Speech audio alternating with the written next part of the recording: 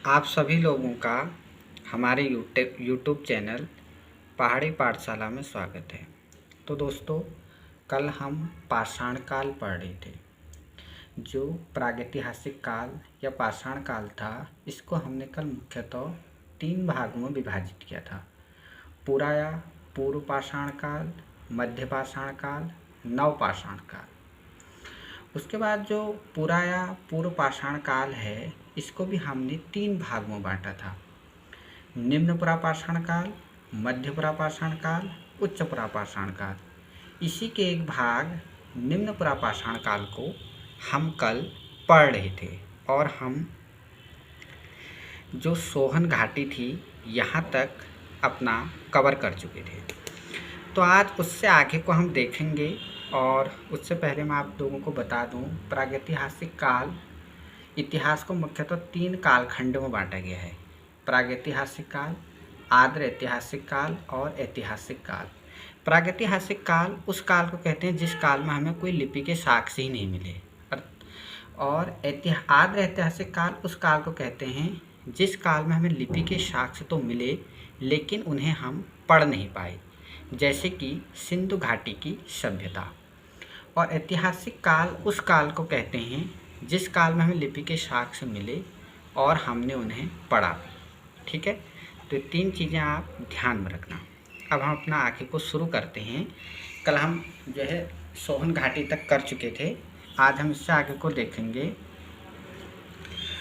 1928 में डी.एन. वाडिया ने इस क्षेत्र में सर्वप्रथम उत्खनन का कार्य कराया था। किस क्षेत्र में उत्खनन का कार्य कराया था? जो सोहन घाटी थी। इसीलिए इन्हें सोहन घाटी का भीष्म पितामह भी कहा जाता है। ठीक है, उसके बाद आगे देखो, सोहन घाटी का सबसे महत्वपूर्ण अभियान डी टेरा के निर्देशन में हुआ था। ये पेपर में बहुत पूछा जाता है और ये 1935 ईस्वी में कैम्ब्रिज अभियान दल ने किया था। ठीक है, डी टेरा के निर्देशन में कैम्ब्रिज अभियान दल ने 1935 में किया था, जो कश्मीर घाटी के साल्ट रेंज, कश्मीर घाटी से पाकिस्तान के साल्ट रेंज तक का क्षेत्र था। ठीक है, तो ये पेपर में आएगा तो इसको आप ध्यान में रखना। उसके बाद सोहन घाटी के अगर हम अन्य स्थल देखें, चौंतरा, मलकपुर, कलार या चौमुख जो थे, पर इसमें जो थे प्रमुख नगर थे। ठीक है, उसके बाद देखो, इसी में जो निम्न पुरापाषाण काल है, इसी में एक चीज़ और आती है, शिवालिक क्षेत्र। जो शिवालिक क्षेत्र है, यहाँ पर जो है सिरसा नदी घाटी है, जहाँ से हमें निम्न पुरापाषाण काल के उपकरण प्राप्त होते हैं। जो सिरसा नदी घाटी है, यहाँ से जो निम्न पुरापाषाण काल के उपकरण प्राप्त किए हैं, वो ओल्फ रूफर ने 1951 ईस्वी में प्राप्त किए थे। ठीक है, ये आप ध्यान रखेंगे। उसके बाद निम्न पुरापाषाण काल में एक क्षेत्र और आता है जो हिमाचल में ब्यास और वानगंगा की घाटी में है। यहाँ पर ब्यास और वानगंगा की घाटी में 1955 में बीबी लाल ने चापर, चाबिंग, पेबुल हैंड एक्स जो थे प्राप्त किए थे। ठीक है, इसको भी आप ध्यान में रखेंगे। उसके बाद आगे देखो, ये वाला पॉइंट देखना है, मिर्ज़ापुर क्षेत्र में टोंस की सहायक नदी थी बेलन नदी घाटी।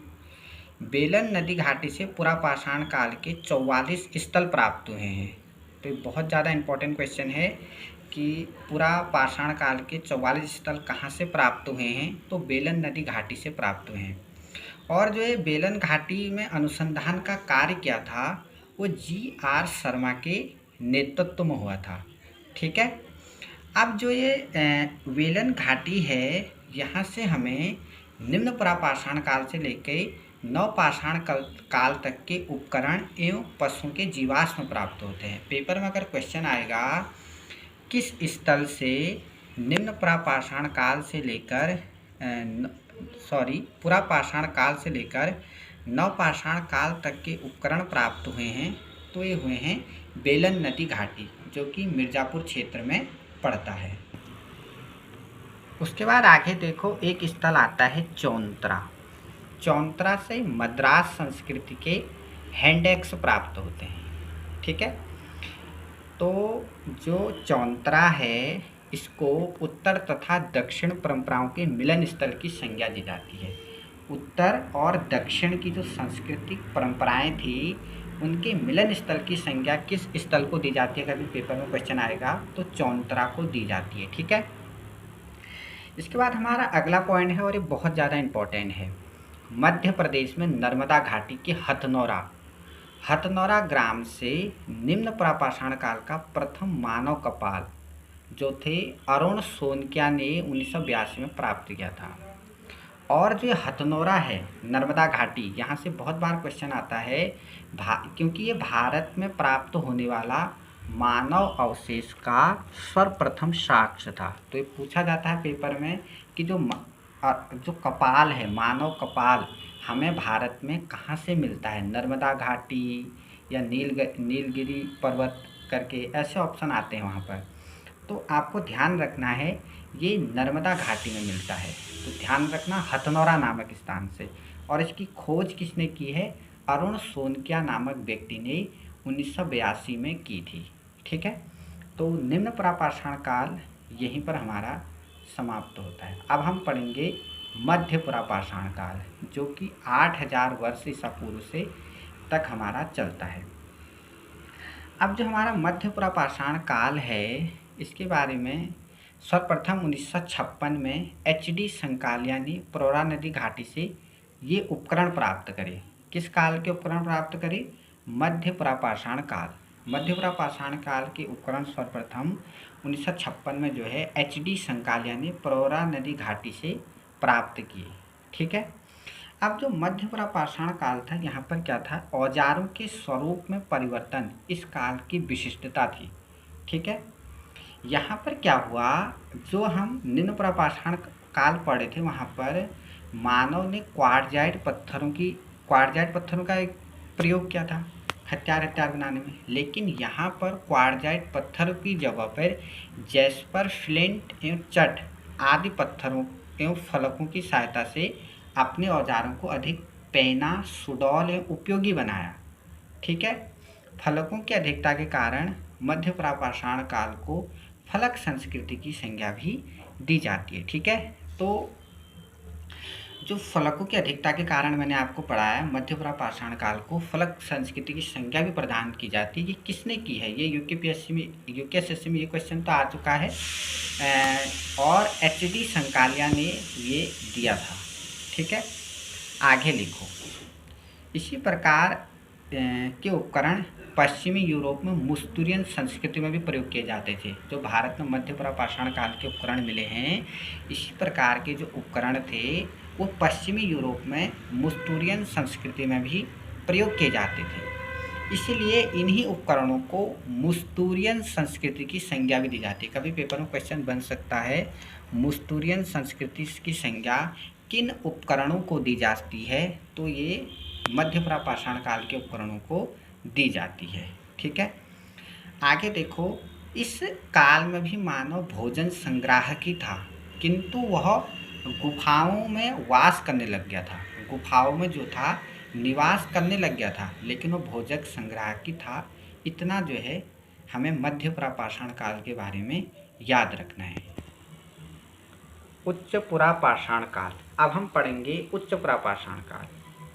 इसमें क्या है, 35,000 ईसा पूर्व से तक ये चलेगा। अब इसमें देखो, इस काल में जो थी नमी आर्द्रता कम हो गई और इस काल में जलवायु अपेक्षाकृत क्या हो गई, गर्म हो गई। ये जो थी हिमकाल की अंतिम अवस्था थी उच्च पुरापाषाण काल।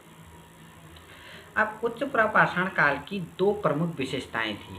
क्या थी, उच्च प्रापाषाण काल में क्या हुआ, नए चकमक उद्योगों की स्थापना हुई। पहला पॉइंट याद रखना है, पेपर में आ सकता है, नए चकमक उद्योगों की स्थापना किस काल में हुई, तो उच्च प्रापाषाण काल में हुई। और जो आधुनिक मानव है, होमो सोपियंस का उद्भव कौन से काल में हुआ, तो यह हुआ था उच्च प्रापाषाण काल में। ये पेपर में 100 बार क्वेश्चन आ चुका है कि जो आधुनिक मानव होमो सोपियंस का उद्भव था वो किस काल में हुआ था, तो उच्च प्रापाषाण काल में हुआ है। ठीक है। अब उच्च प्रापाषाण काल में जो उपकरण थे, जैस्पर, फ्लिंट, चट आदि की जगह पर ब्लेड था। प्रमुख उपकरण यहाँ पर जो था ब्लेड था। कभी पूछा जाएगा किस काल का प्रधान पाषाण उपकरण ब्लेड था, तो उच्च पुरापाषाण काल का था। ठीक है। उसके बाद देखो जो ये ब्लेड थे, ब्लेडों से चाकू, ब्यूरिन, छिद्रक, स्पैकर आदि उपकरण बनने लगे। लेकिन इन सब में जो प्रमुख उपकरण था वो आपको ध्यान में रखना है, वो था ब्यूरिन। ब्यूरिन जो था इन सब में प्रमुख उपकरण हो गया।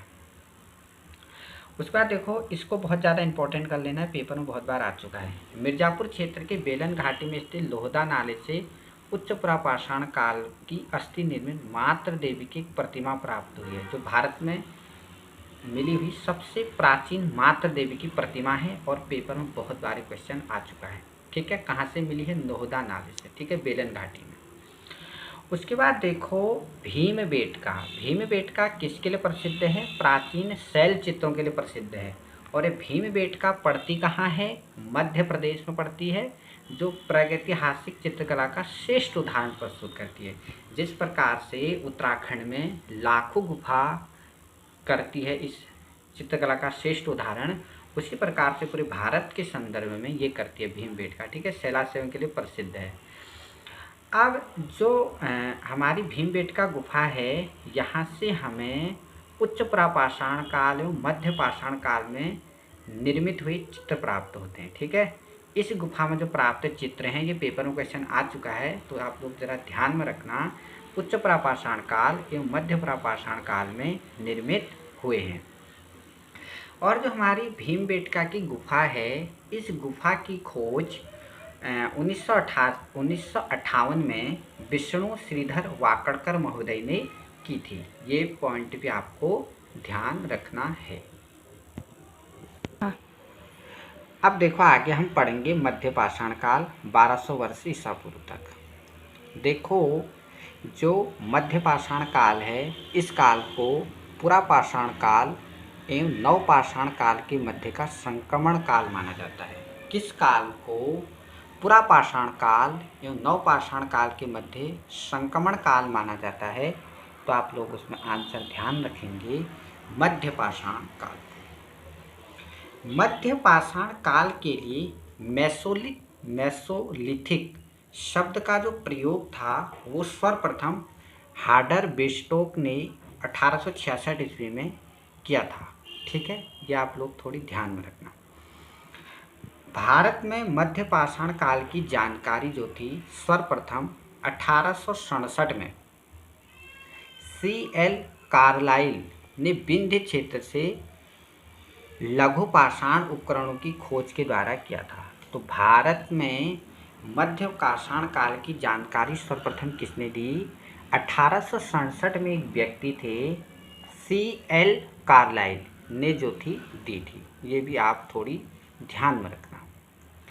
अब जो हमारा मध्य पाषाण काल है, इस काल में ही सर्वप्रथम तीर कमान का भी विकास हुआ। अगर आपसे पेपर में पूछा जाएगा तीर कमान का विकास सर्वप्रथम किस काल में हुआ, तो मध्य पाषाण काल में हुआ। ठीक है, ये क्वेश्चन बहुत इंपॉर्टेंट है, हल्के में मत लेना।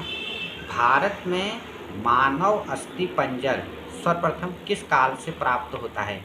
ये पेपर में बहुत बार आ चुका है। तो मध्य पाषाण काल में ही भारत में सर्वप्रथम अस्थि पंजर के साक्ष्य प्राप्त होते हैं। ठीक है, जो शव को दफनाने की प्रथा जो थी, इसका आरंभ भी मध्य पाषाण काल से ही माना जाता है।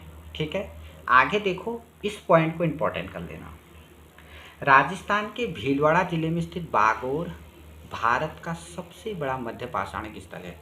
अगर आपसे पूछा जाएगा भारत में मध्य पाषाण काल का सबसे बड़ा स्थल कौन सा है, तो यह है बागोर। अब ये जो बागोर है, इसका जो था B.N. मिश्र ने 1968 से 1970 के ईस्वी तक उत्खनन का कार्य किया था। तो ध्यान में रखना, जो बागोर है इसका उत्खनन किसने करवाया था? तो 1968 से 1970 के ईस्वी तक B.N. मिश्र ने कराया था। ठीक है, मध्य पाषाण कालीन स्थलों में बागोर एवं आदमगढ़ से पशुपालन के प्राचीनतम साक्ष्य प्राप्त हुए।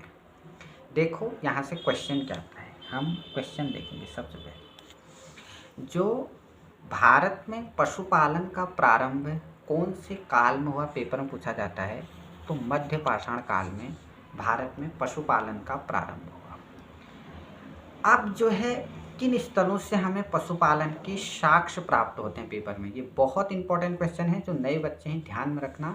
बागोर और आदमगढ़। बागोर और आदमगढ़ भारत में दो ऐसे स्थल हैं जहाँ से हमें पशुपालन के साक्ष्य प्राप्त होते हैं। बागोर जो है हमारा राजस्थान में पड़ता है और आदमगढ़ जो हो गया हमारा कहाँ पड़ेगा, एमपी मध्य प्रदेश में पड़ता है। और इन दोनों से स्थलों से हमें पशुपालन के साक्ष्य प्राप्त होते हैं। तो कभी पेपर में ऐसा क्वेश्चन भी आ जाता है, निम्न में से कौन सा मध्य पाषाणकालीन स्थल है, तो बागोर और आदमगढ़ दोनों हमारी मध्य पाषाणकालीन स्थल हैं। ठीक है। उसके बाद देखो एक स्थल आता है लंघनाच। ये पेपर में बहुत बार पूछा जा चुका है कि लंघनाच कहाँ स्थित है। ये गुजरात में स्थित है और मध्य पाषाण काल का एक महत्वपूर्ण स्थल है। और जो ये लंघनाच गुजरात में स्थित है, इसका उत्खनन HD संकालिया, वो B सुब्बाराव और AR कनेडी ने किया था। लेकिन मुख्य तो आप HD संकालिया का नाम याद रखना कि इसका उत्खनन किसने किया था, HD संकालिया करके आ सकता है। और जो लंघनाच है ये गुजरात में स्थित है। ठीक है। उसके बाद देखो एक पुरातत्वविद हैं RB जोशी। इन्होंने 1964 में मध्य प्रदेश के होशंगाबाद जिले में स्थित आदमगढ़ शैलाशयों से 25,000 लघु पाषाण उपकरण प्राप्त किए हैं। तो कभी पेपर में पूछा जाएगा 25,000 लघु पाषाण उपकरण भारत के किस स्थल से प्राप्त हुए हैं, तो आदमगढ़। ठीक है, जहाँ से हमें पशुपालन के साक्ष्य भी मिले हैं। और इसका उत्खनन या खोज किसने की, RB जोशी ने। कब की, 1964 में। ठीक है। उसके बाद देखो एक स्थल और पड़ता है मध्य पाषाण काल में, वो है पश्चिम बंगाल के वर्धमान जिले में स्थित भीरभानपुर। इस स्थल के उत्खनन का कार्य BV लाल ने किया था। और कब से कब तक किया था, 1954 से 1957 ईस्वी तक किया। लेकिन इम्पोर्टेंट क्वेश्चन क्या बन जाएगा, कभी भीरभानपुर किस राज्य में स्थित है, पश्चिम बंगाल में है। इसका उत्खनन किसने कराया, BV लाल ने कराया। कब से कब तक कराया, 1954 से 1957 ईस्वी तक कराया। और यहाँ से 282 लघु पाषाण उपकरण प्राप्त हुए हैं। अगर आपसे पूछा जाएगा 25,000 लघु पाषाण उपकरण किस मध्यकालीन स्थल से प्राप्त हुए हैं, तो आप आदमगढ़ करोगे।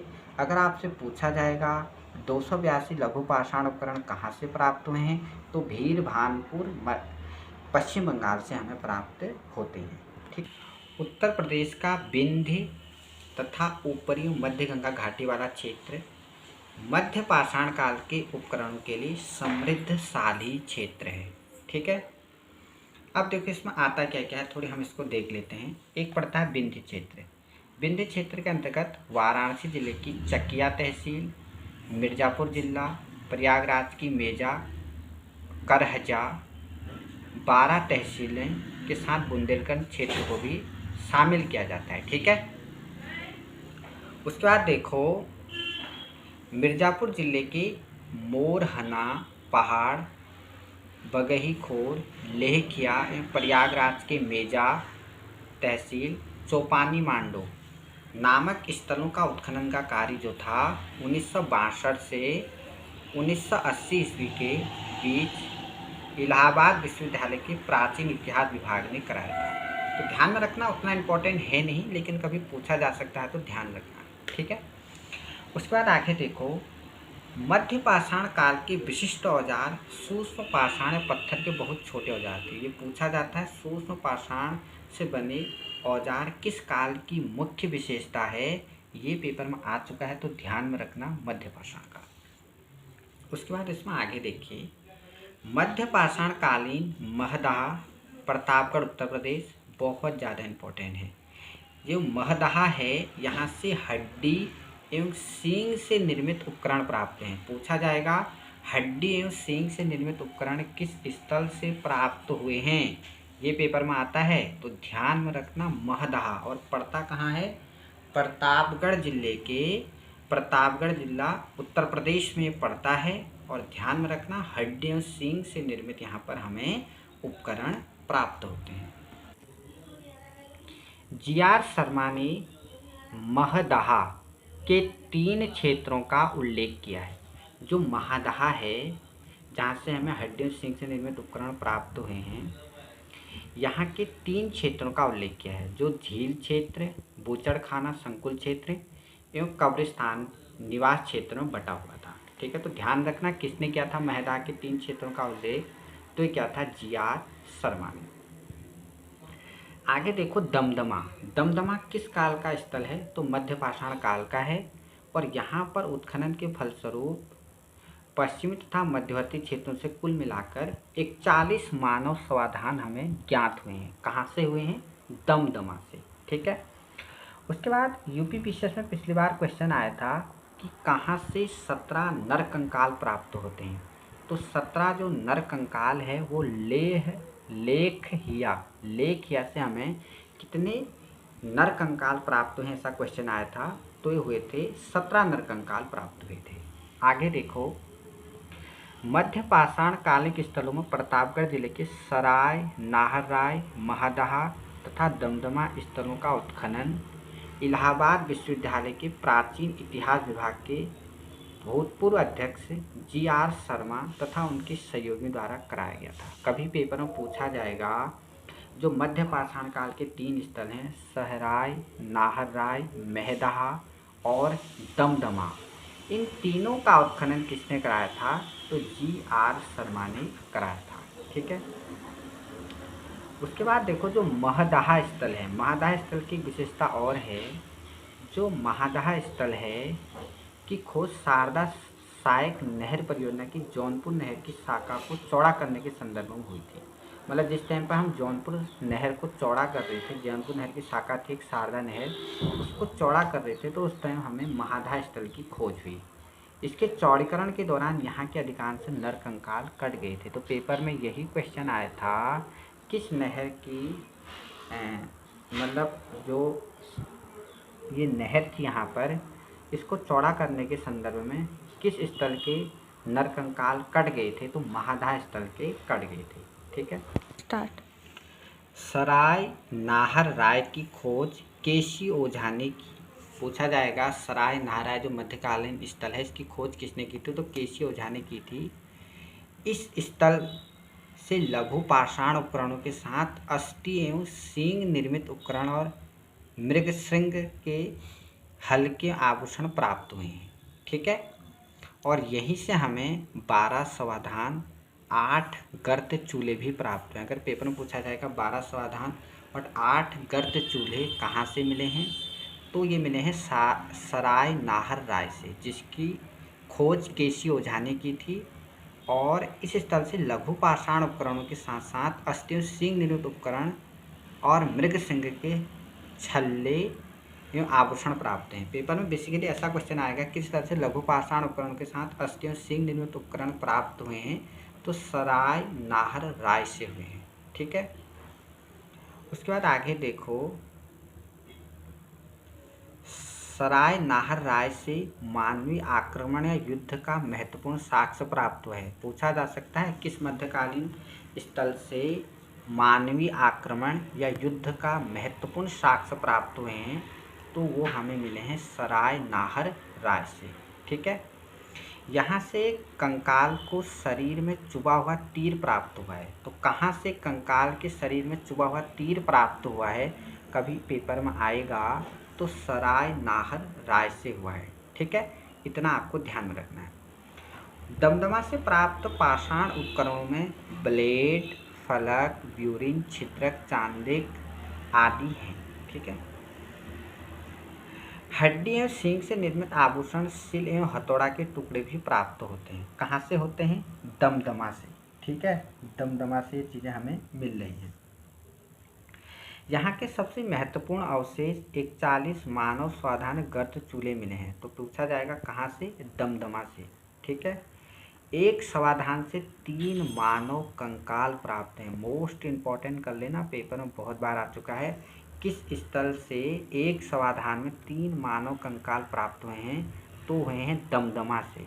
ठीक है, तो ध्यान रखना, दमदमा के पशुओं के हड्डी का अध्ययन पीके थॉमस और पीजे जेग लेगर ने किया था। ये भी पेपर में क्वेश्चन आ चुका है कि दमदमा के पशुओं एवं हड्डियों का अध्ययन किसने किया था? पीके थॉमस और पीजी जोंग लेकर ने किया था। इसको भी आप थोड़ी ध्यान में रखेंगे।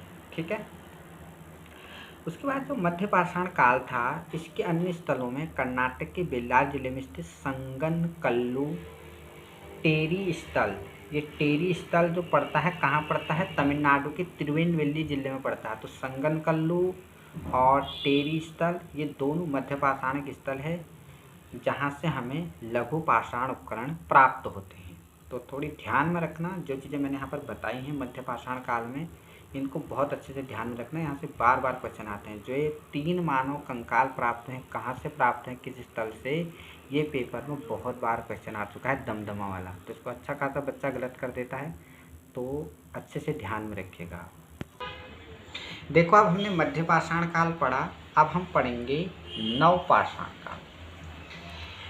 भारत में जो नवपाषाण काल से समृद्ध पुरातात्विक खोज प्रारंभ करने का श्रेय डॉक्टर प्राइम रोज को जाता है। पूछा जाएगा, भारत में नवपाषाण काल से संबंधित पुरातात्विक खोज प्रारंभ करने का श्रेय किसको जाता है?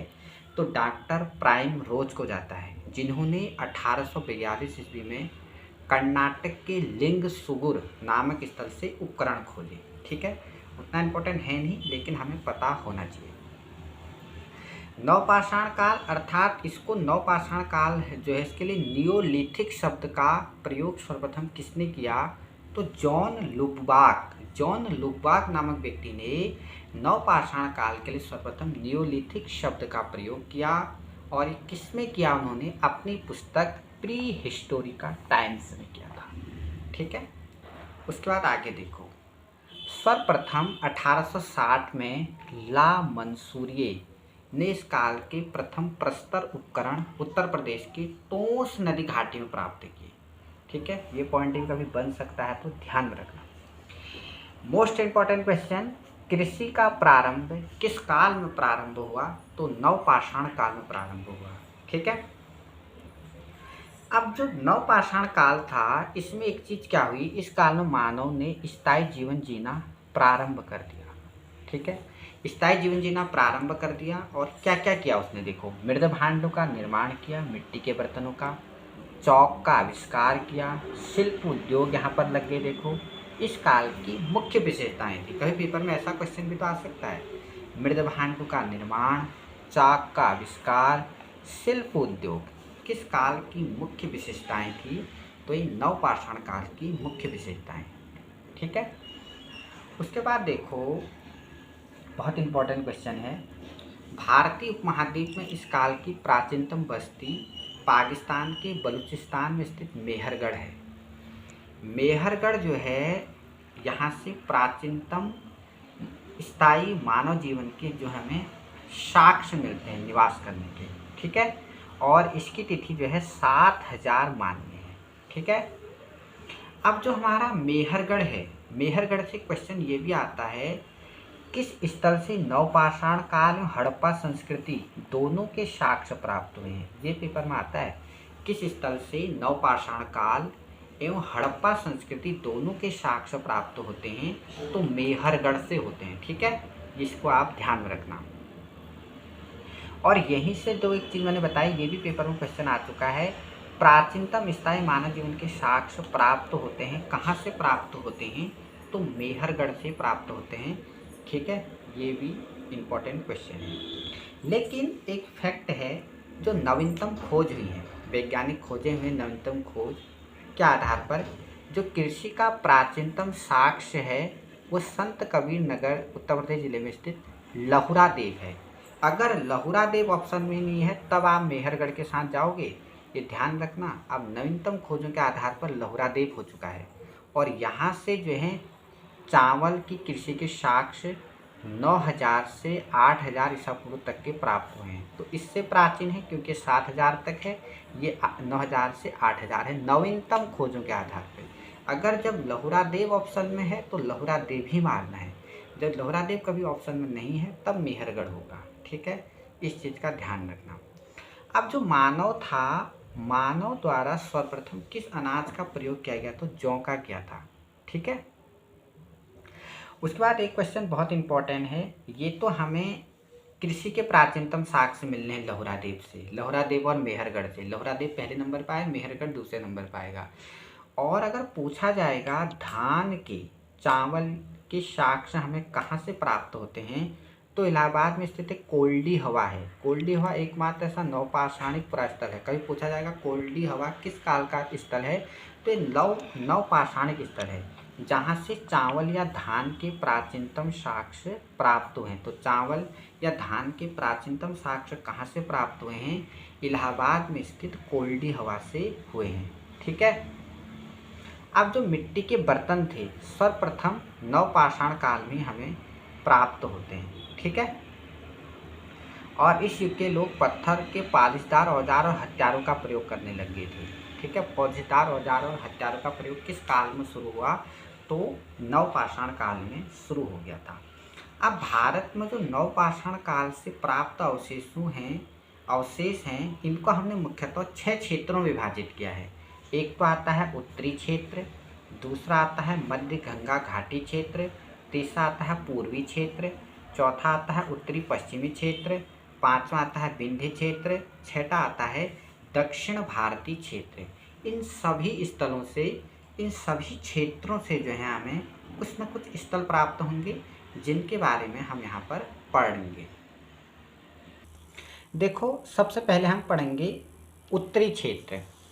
अब जो उत्तरी क्षेत्र है, इसके अंतर्गत आते हैं बुर्जहोम और गुफक कराल। पेपर में पहले ही आता है कि बुर्जहोम और गुफक कराल किस काल के स्थल हैं, तो नवपाषाणिक स्थल हैं, और ये दोनों जो हैं जम्मू कश्मीर में हैं। ठीक है, बुर्जहोम और गुफक कराल दोनों स्थल हमारे जम्मू कश्मीर में पड़ते हैं। अब सबसे पहले है बुर्जहोम।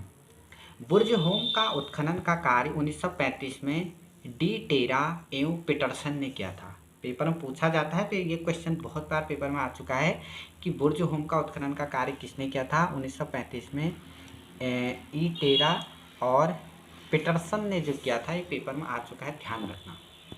एक क्वेश्चन ये बहुत ज़्यादा इम्पोर्टेंट है कि मानव कंकाल के साथ कुत्ते का कंकाल, मानव कंकाल को दफनाने के साथ उसके बाद में कुत्ते का कंकाल हमें कहाँ से प्राप्त होता है? तो बुर्जहोम जम्मू कश्मीर से प्राप्त हुआ है, और बहुत बार एग्जाम का पार्ट ये क्वेश्चन बन चुका है। ठीक है, और गर्त आवास के साक्ष्य भी हमें बुर्जहोम जम्मू कश्मीर से ही प्राप्त होते हैं। उसके बाद देखो गुफक कराल। गुफक कराल का अर्थ क्या होता है? गुफक कराल एक नवपाषाणिक स्थल है जो कश्मीर में है, पहले बता चुका हूँ।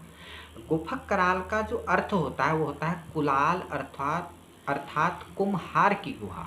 ठीक है, कुलाल अर्थात कुम्हार की गुहा इसका अर्थ होता है, ये भी ध्यान में रखना। और जो गुफक कराल था, इसके उत्खनन का कार्य 1981 में A.K. शर्मा के नेतृत्व में हुआ था। ठीक है, तो पूछा जाएगा गुफक कराल का नेतृत्व, इंपॉर्टेंट स्थल है, हाईलाइटेड है, तो पेपर में आता है। गुफक कराल कहाँ है? तो जम्मू कश्मीर में है, और इसका उत्खनन A.K. शर्मा ने किया था, और यहीं से हमें सिलबट्टे, हड्डी की बनी सुइयाँ भी प्राप्त हुई। ठीक है, मध्य गंगा घाटी। अब देखो, मध्य गंगा घाटी क्षेत्र दूसरा क्षेत्र पढ़ेंगे हम नवपाषाण काल के स्थलों का। इस क्षेत्र का नवपाषाण कालीन स्थल चिरांद, बिहार, छपरा है। ठीक है, अब इस स्थल की क्या विशेषताएं हैं? इस स्थल से ताम्रपाषाण के साथ नवपाषाण कालीन संस्कृति के साक्ष्य प्राप्त हुए हैं। किस स्थल से ताम्रपाषाण के साथ नवपाषाण कालीन संस्कृति के साक्ष्य भी प्राप्त हुए हैं? तो चिरांद बिहार के जो छपरा जिले में पड़ता है। अब जो इस स्थल की विशेषता वो क्या है? इस स्थल से अधिक संख्या में हड्डियों सींग से निर्मित उपकरण प्राप्त होते हैं। ठीक है, तो ये ध्यान में रखना। अब हम पढ़ेंगे पूर्वी क्षेत्र। पूर्वी क्षेत्र से हमें नवपाषाण कालीन में पालिशदार पत्थर की कुल्हाड़ी प्राप्त की गई है। ठीक है, तो इतना ही ध्यान में रखना है। उसके बाद देखो उत्तर पश्चिमी क्षेत्र, यहाँ पर इम्पोर्टेंट है राजस्थान का बागोर और बालाथल, यहाँ पर आ जाते हैं दो स्थल। ठीक है, बागोर से मध्यपाषाण कालीन, ताम्रयुगीन, लौहयुगीन संस्कृति के उपकरण प्राप्त हुए हैं। अब यहाँ से क्वेश्चन कैसे बनेगा? ऐसे ही ये फैक्ट यहाँ पर नहीं लिखा गया है। किस स्थल से, क्योंकि हमने बागोर को मध्य पाषाण काल में ही पढ़ा था, जहाँ से हमें पशुपालन के साक्ष्य मिले थे। राजस्थान में स्थल है, तो जो बागोर है यहाँ से क्वेश्चन ऐसे बनेगा, किस स्थल से मध्य पाषाण कालीन, ताम्रयुगीन और लौह युगीन 3 संस्कृतियों के उपकरण प्राप्त हुए हैं, वो हमारा है बागोर। ये ध्यान में रखना, ठीक है। यहाँ से कृषि पशुपालन के साक्ष्य प्राप्त हुए, हम पीछे पढ़ चुके हैं। बालाथल से प्राप्त मृदभांड हड़प्पा संस्कृति के मृदभांडों के समान है। जो बालाथल है यहाँ से प्राप्त मृदभांड हड़प्पा संस्कृति के समान है। एक हमने मेहरगढ़ पढ़ा था, जहाँ से हमें हड़प्पा और जो नवपाषाण काल था दोनों संस्कृति के साक्ष्य हमें मिलने को देखने को मिलते हैं, ठीक है। अगला है विंध्य क्षेत्र। कोल्डी हवा से नवपाषाण काल, ताम्र एवं लौहकालीन संस्कृति के साक्ष्य प्राप्त होते हैं। कोल्डी हवा से अभी हम पढ़े थे धान की खेती के साक्ष्य प्राप्त होते हैं। यहीं से जले हुए चावल एवं धान की बालियाँ भी प्राप्त हुई है। ये ध्यान रखना, कोल्डी हवा वाला क्वेश्चन पेपर में बहुत बार बन चुका है, ठीक है। उसके बाद देखो एक बहुत अच्छा नया क्वेश्चन बन सकता है पेपर में, चौपानी मांडो नवपाषाण कालीन स्थल है। और चौपानी मांडो से मधुमक्खी के छत्ते के आकार की झोपड़ियाँ, किस स्थल से मधुमक्खी के छत्ते के आकार की झोपड़ियाँ मिली है, तो मिली है चौपानी मांडो से, ठीक है। तो पुरापाषाण काल से लेकर नवपाषाण काल तक की 3 अवस्थाओं का अनुक्रम प्राप्त होता है यहीं से, ठीक है, चौपानी मांडो से। उसके बाद देखो दक्षिण भारतीय क्षेत्र। दक्षिण भारत में पाई गई नवपाषाण कालीन बस्तियाँ 2500 ईसा पूर्व से अधिक प्राचीन नहीं पाई गई है। इस चीज़ को आप ध्यान में रखें। अगला है पेयमपल्ली, तमिलनाडु का प्रसिद्ध नवपाषाणिक स्थल है। ध्यान रखना, पेपर का पार्ट बन चुका है। संगनकल्लू, पिकलीहल, उतनूर, कूपगल, कोडक्कल एवं फलवाय से राख के ढेर के साक्ष्य प्राप्त हैं। मुख्यतः 2 दिए थे, संगनकल्लू और पिकलीहल पेपर में। और कहाँ से राख के ढेर के साक्ष्य प्राप्त है, किन नवपाषाणिक स्थलों से, तो संगनकल्लू और पिकलीहल 2 आप ध्यान में रखना। इस काल में कृषि, पशुपालन, बर्तन बनाना, वस्त्रों की सिलाई, पहिए का आविष्कार बहुत बार पेपर में आ चुका है। नवपाषाण काल में कृषि का प्रारंभ, नवपाषाण काल में स्थायी आवास का निर्माण, ग्राम संस्कृति की स्थापना, ये सब हमें जो है नवपाषाण काल में मिलता है, ठीक है। और यहाँ पर पॉलिशदार आदि उपकरण भी हमें प्राप्त होते हैं, ठीक है। और नवपाषाण काल में ही मानव को जो है स्थायित्व प्रदान किया गया, मतलब स्थायी जीवन का जो एक जीवन होता है, जीवन के स्थायित्व का प्रदान इसी काल में हमें मिलता है। अब देखो हमने नवपाषाण काल तक पूरा पढ़ लिया है और मैंने आप लोगों को हर एक फैक्ट को थोड़ी कवर कराने की कोशिश की है। जैसे कि मैंने आपको मध्यपाषाण काल, नवपाषाण काल और सारा एक एक करके कवर कराया है। अब आप इन जो मैंने नोट्स बनाए हैं ये एक एक करके आपको नोट करना है। और वीडियो अगर एक बार में अच्छे से समझ में नहीं आ रहा 2 बार देखो, लेकिन अच्छे से तैयार करना, क्योंकि यहीं से क्वेश्चन आएंगे। मैं इतनी गारंटी देता हूँ, पाषाण काल में इससे बाहर क्वेश्चन नहीं आएगा। आप प्रीवियस ईयर के क्वेश्चन देख लेना और इस टॉपिक को एक बार अच्छे से पढ़ लेना, उसके बाद प्रीवियस ईयर के क्वेश्चन लगाना, आप सभी लोगों का यहाँ पर आसानी से कवर हो जाएगा। आज की वीडियो थोड़ी लेंथी हो गई है, आप इसी तरीके की 40-50 मिनट की आपको रोज़ वीडियो मिलेगी। और जल्दी ही हम जो है हिस्ट्री को फटाफट जो है इसके सिलेबस को कवर करेंगे। लेकिन अब फटाफट का मतलब ये नहीं है कि हम बिल्कुल एकदम भगा के पढ़ाएं, आपको आराम से पढ़ाया जाएगा और एक एक चीज़ को समझाया जाएगा कि क्वेश्चन कैसे बनना है, आजकल एग्जामिनर किस प्रकार से आपको घुमा सकता है, वो सारी चीज़ें दिखाई जाएगी।